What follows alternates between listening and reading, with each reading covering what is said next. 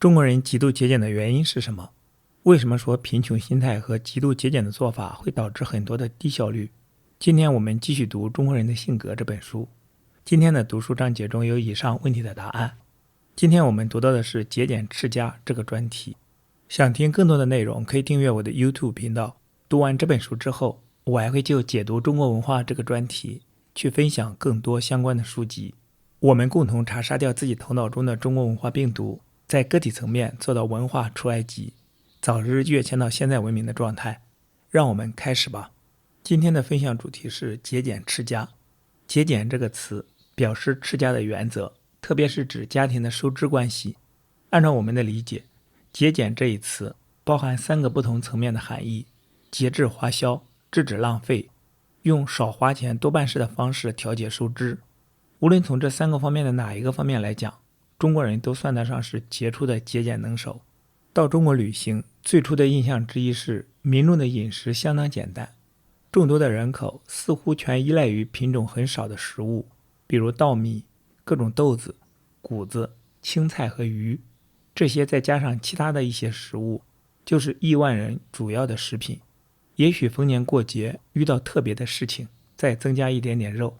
在西方各国，人们想方设法为生活贫困的人提供廉价且富有营养的食品。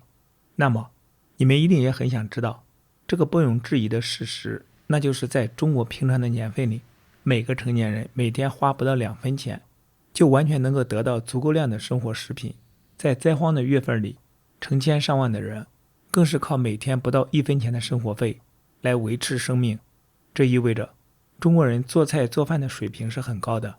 虽然在外国人看来，中国人的食物很少且不精，有些还淡而无味，甚至倒胃口，但又必须承认，中国人在准备饭菜方面是超一流的烹饪大师。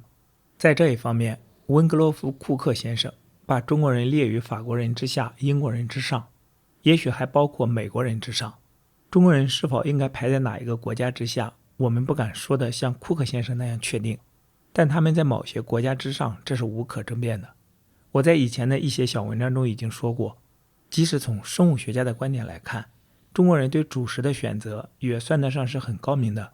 中国人的食物原料简单，制成品却是花样繁多，其烹饪技术之完美，即使是对中国烹饪书一无所知的人也会有所耳闻。另一件以往没引起我们注意，但确实很有意义的事实是，中国人在做饭菜时很少浪费，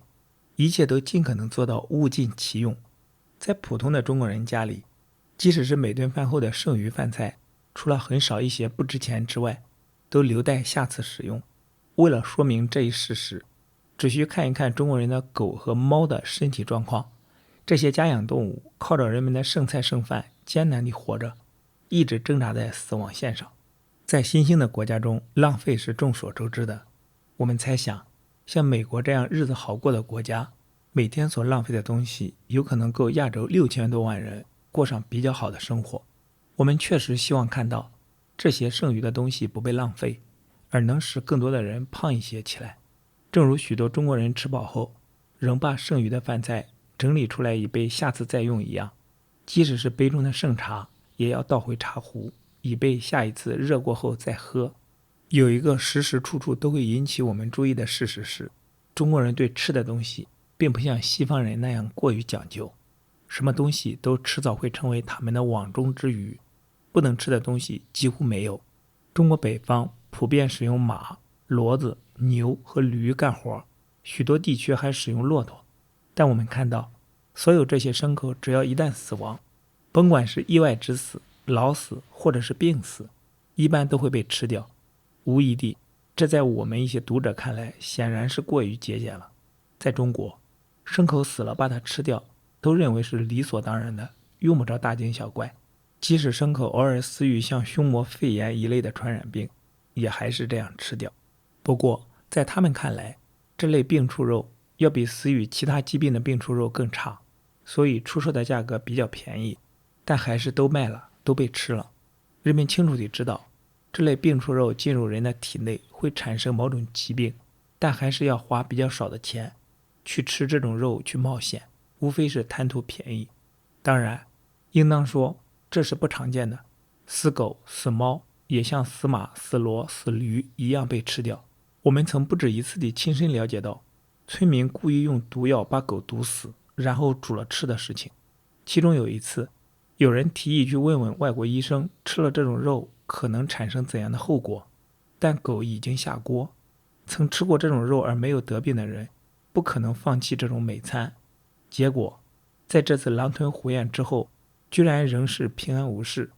有关中国人节俭的另一个事例也与做饭有关，这就是为了有效地使用燃料，在饭锅的制作上下了很多功夫。在中国，燃料缺乏导致十分宝贵，一般有树叶、庄稼的根茎，这种燃料只能烧一把火就没了。为了适应这种情况，锅底要做得尽可能薄，因此用起来非常小心，要不然一不小心锅就漏了。顺便说一下拾柴的过程，这也反映出中国人节俭到了极点。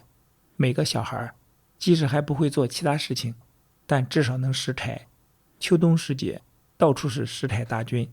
他们手持竹耙，连一根干草也不留下。孩子们进入树林，用木棒打落秋叶，好像是在打落成熟的栗子。甚至树叶还在随风飘落时，一些心急的拾柴人就开始在空中去抓了。所有的中国家庭主妇都知道如何最大限度地使用她手中的布料。她的衣服并不像西方国家同龄女性所穿的那样，在装饰和款式上过于浪费，而是尽可能地省时、省工和省料。在外国人看来是一小片小的不能再小的布料，在中国妇女手里同样能派上用场。这是议会中家庭经济的女作家们做梦也想不到的。在一处不能用的，在另一处肯定能用，即使是一些碎布头，还可以用来粘合成鞋底。伦敦和纽约的慈善家把自己不再穿的衣服送人，并不切实际地希望接受者不要因而成为单纯依靠救济过活的人。这样做弊多利少，但是无论是谁把同样的物品送给中国人，尽管他们使用的布料和穿着的风格与我们根本不同，但也还可以有理由相信，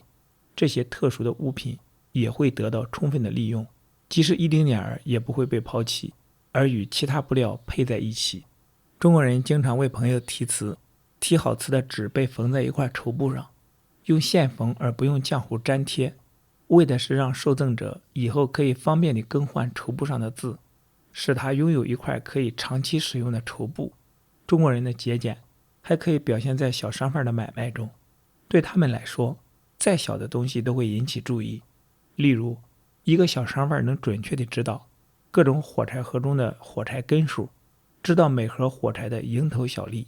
中国人的账簿用过后，每一片都用得着，或者是糊窗子，或是做纸灯笼。中国人处处节俭，就连确实必须的食品也尽量节俭。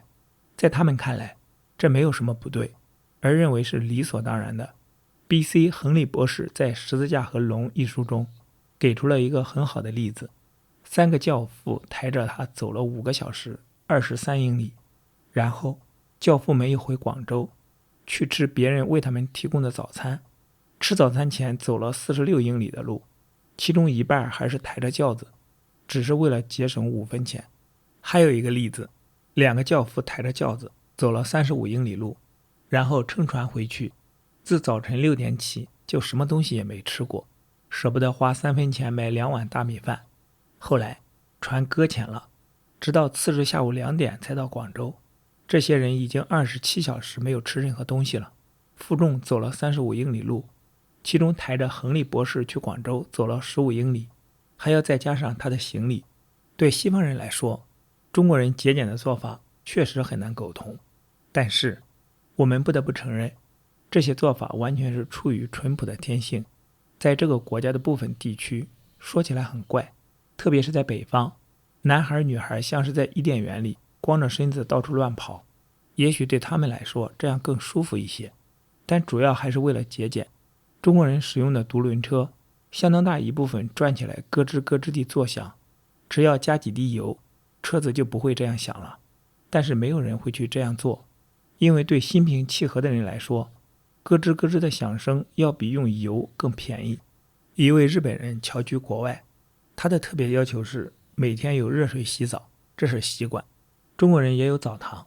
但绝大多数人根本就没有去过，甚至连见都没见过。一位外国妇人看见一位中国母亲用笤帚弹去她孩子身上的尘土，好奇地问：你每天都给你的孩子洗澡吗？这位中国母亲回答说，自他生下来就还没洗过。对一般中国人来说，肥皂零售商就是把比污垢更便宜的字样贴在橱窗上，也不会引起他们的兴趣。中国人肯定把外国人看作是浪费肥皂的人，正如意大利人看英国人一样。在中国，洗衣服时所用的肥皂当然是少的不能再少了，洗过的衣服与我们所说的清洁标准无疑还有很大的距离。但是我们必须承认，这样做完全是为了节俭，因为许多中国人与我们一样，尽管生活条件非常不利，但仍然喜爱干净，其中有些人还值得我们效仿。正是由于节俭的本性，要买任何现成的工具一般是不可能的。你可以买到部分半成品，然后自己加工组装，自己加工总比买现成的便宜。正因为所有人都这么想，现成货当然也就买不到了。我们曾说到过许多中国人节俭的事例，比如在普通的2个房间的隔墙上开一个洞，洞中摆一盏几乎是不用花钱的小油灯，用以驱散2个房间的黑暗。在中国，诸如纺织、制陶、冶炼、工艺制作一类的小作坊里，也可以看到这种情形。这类作坊在我们看来，并不像是在表现中国人的节俭，更多是在表现某种才能。中国人原本可以设计出更好的劳作方式，但是却没有人去改善它。他们似乎能够白手起家干一切工作。他们的产品无论简单或是复杂，一般都是有这样的特点。还有，他们的炼铁炉建在一个小院子里，总共就那么一点点大，像是建一个大炉灶，1个小时就能用砖砌好，而且是长期地用下去，不花钱。在中国，说明中国人节俭的最好最典型的事例，莫过于对大量谷物贡品的管理，甚至可以说是完全缺乏管理。在中国，每年有大量的谷物贡品运到北京，这些贡品从天津起运到通州卸货。令谷物交换商吃惊的是，装卸、称量和搬运这堆如山的稻谷，不是用机械，而是靠一帮苦力，一些计量谷物的斗和数量不定的尾席，仅此而已。席子铺在地上，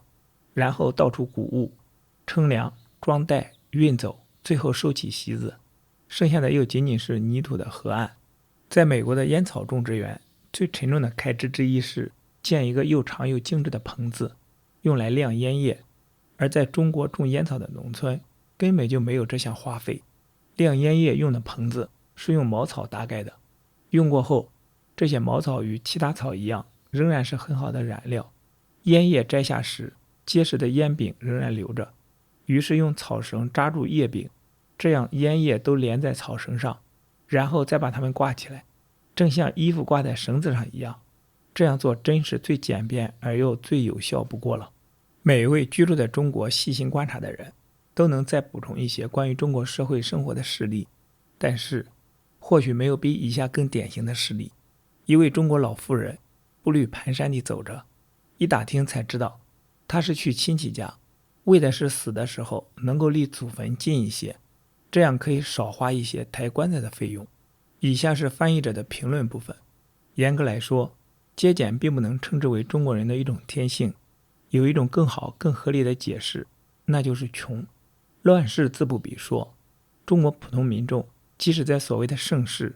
也被各级官僚等等盘扣剥夺的差不多了，只是艰难地苟活，不得不节俭持家。作为反驳，中国的那些富人们可是一点都不节俭的，奢侈浪费起来，恐怕欧美有钱人都望尘莫及。好，今天的读书分享暂时到这里。今天我们读了节俭持家这个专题，期待在下一次的读书分享中与你再相逢。